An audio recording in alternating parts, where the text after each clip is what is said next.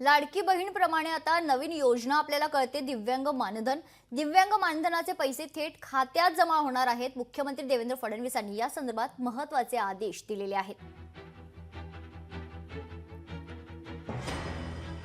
तर फडणवीसांचे आदेश काय आहेत ते पाहूयात. लाडकी बहीण प्रमाणे दिव्यांग मानधन सुद्धा थेट खात्यात पैसे जमा करा.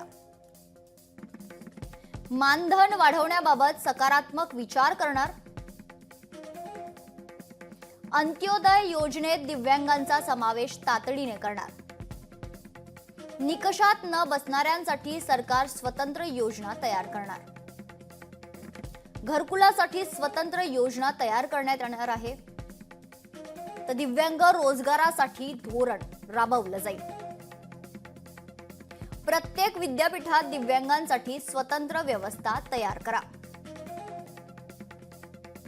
असे आदेश मुख्यमंत्री देवेंद्र फडणवीसांनी दिलेले आहेत. लोकशाही मराठी ऐका, पहा, जागरूक रहा.